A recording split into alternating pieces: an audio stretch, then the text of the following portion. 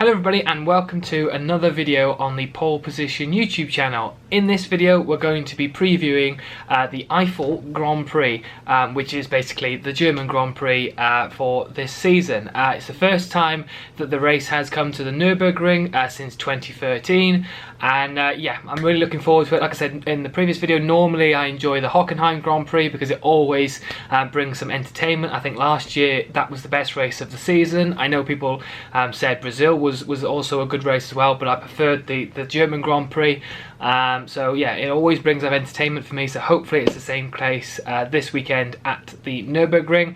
So I'm just going to go in and just preview it and give you my thoughts on who's going to be on pole, who's going to win the race, and just go from there really. So without further ado, let's get into it. Now just quickly, I'm going to just show the weather forecast. Now for FP1 and FP2, it's looking a bit like it's going to rain.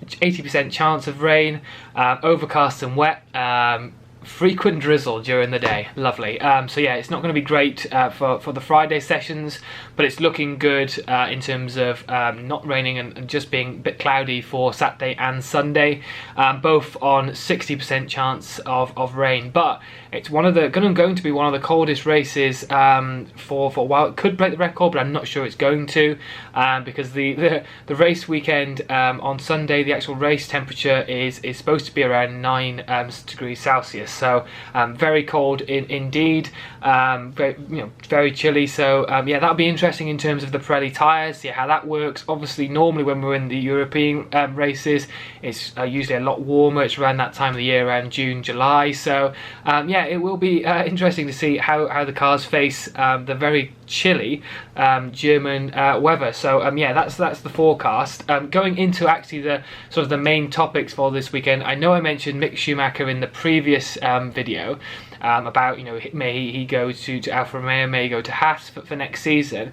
He's actually going to be, Mick Schumacher is actually going to be in FP1 for Alfa Romeo for the German FP1 practice session. And this is obviously great, German driver at the sort of home race for FP1, and there are going to be fans there this weekend. Around 20,000 fans are going to be there. Not sure how many are going to be there for free practice 1, but it would still be great to see Mick Schumacher out for Alfa Romeo at his sort of home Grand Prix. So with him being in Alfa Romeo this weekend, does that mean that they are closer to signing him hopefully for next year? Who knows? But I just thought it was interesting to bring up that obviously Mick Schumacher will be at the race this weekend.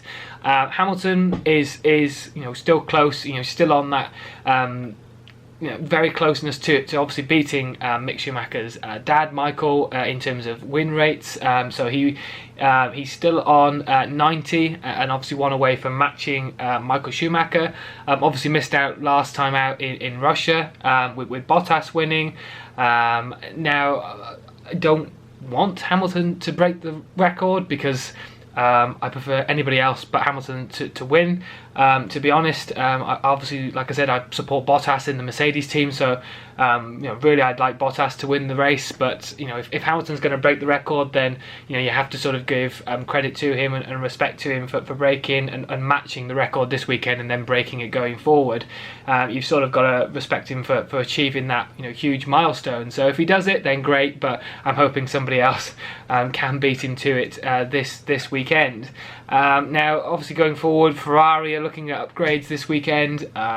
They bloody need it, to be honest. It's poor. Now, obviously, Leclerc finished 6th in the Russian Grand Prix, which for me was a surprise, really, because they just looked off the pace really all year.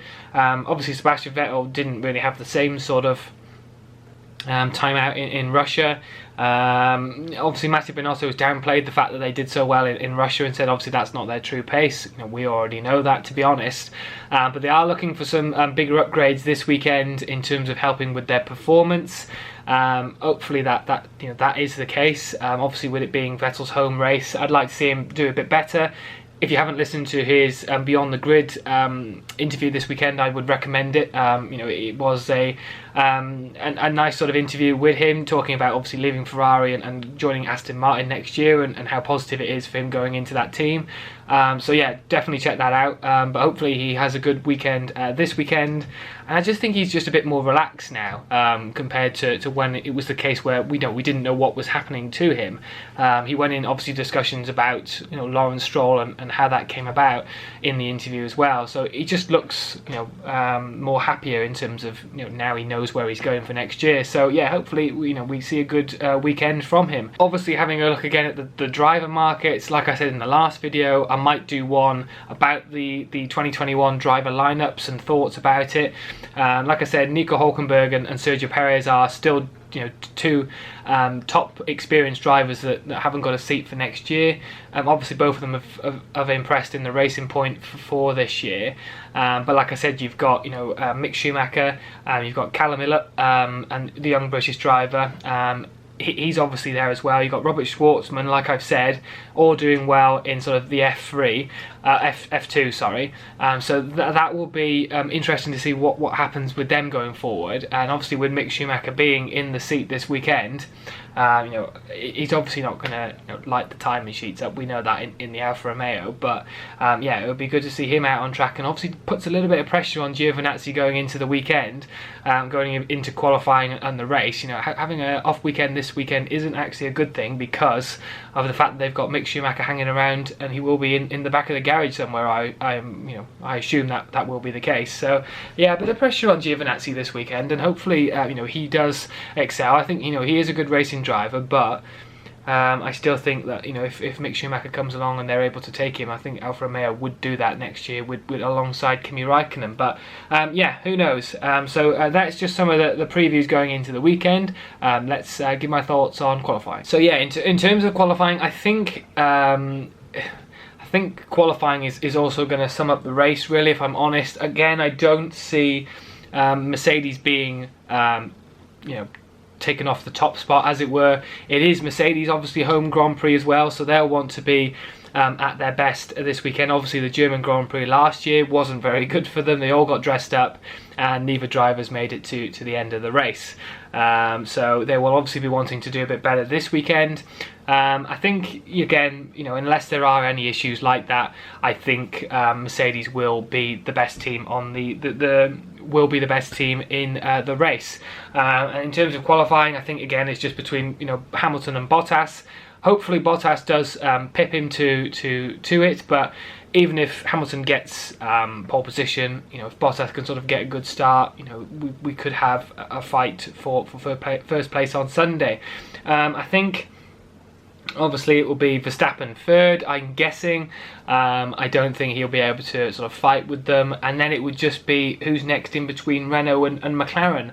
Hopefully McLaren are having a better weekend. Russia wasn't great for them. Obviously Carlos Sainz torpedoed into the first two corners, really. I think there is that one thing counts as one corner, but I count it as turn one, but I think it is actually turn two that he torpedoed into, so that wasn't great. And obviously Norris was an okay race, but it wasn't great for McLaren, really. And obviously when you look at the leaderboard for the constructors from McLaren are third with 106, Racing Point are fourth with 104, and in fifth place is Renault with 99, so they're so close to in that top three area. And the money in that situation is so high that any of them could make that third place, and obviously they were dying to make that third spot for the extra cash it sort of gains. So yeah, hopefully McLaren have a better weekend this weekend coming in, but Renault are looking strong, especially Daniel Ricciardo, which is annoying for Renault because obviously he will be leaving for McLaren next year. Obviously they're bringing in Fernando Alonso, but they'd be hoping that Esteban Ocon does pick up the pace a little bit because he's been off in the last few races. Not sure why, just hasn't really been performing. So yeah, it looks like hopefully McLaren will be the next team up, then Renault, but we never know where Racing Point are. We always expecting Racing Point to be the third best team, and then sometimes they just have these issues. So yeah, who knows where Racing Point are going to be. So I'd say it would be Hamilton, Bottas, Verstappen is probably the lineup for pole position. Going into the race, again, I'm hoping that Bottas does sort of take the reins. He needs to do that. Now, I put a piece in a sort of blog post a couple of weeks ago about how Bottas really does need to sort of take the reins. The last few races of the year, we already know he's got a contract signed for next year. Just go full out, you know, go full beans. To be honest, it's just it just sort of needs to happen. If you see a gap, go for it. You know, Mercedes are going to win the Constructors' Championship now, so you know it's between the drivers. So you know, if you see a gap, go for it. That's my personal opinion. You're signed for next year. You know, you've got the confidence. Most of the time, you know, say this time last year, in terms of where we would be in the season, Bottas wouldn't have a contract, and he'd be worried about making a move because you know if he has an issue or he gets blamed for it, the team could find somebody else. Hasn't got that this year. Is confirmed. They're going to win the Constructors. No way Red Bull are really going to catch. So yeah, just go for it. I don't see any reason to not do that. I think you know Bottas has to do that now for the last few races of the year, and what better way to do it than win it at Mercedes' home race. So I'd like to say that Bottas would win it, stop Hamilton from getting that matched record with Schumacher, yeah, Bottas to win, Hamilton second, and I still feel like Verstappen would finish third if reliability for Red Bull and Honda would still be there, and then who knows really in terms of what would finish after that. But yeah, so that's sort of my it's sort of a quick preview this weekend, because we haven't been to the Nurburgring since 2013, so there's not really much to sort of preview. A bit like Mugello a few weeks ago, like there's not much to really say this happened last year, so you know, we might see that again. You know, it's sort of a bit unknown. There's only so many drivers that have actually driven it in an F1 race.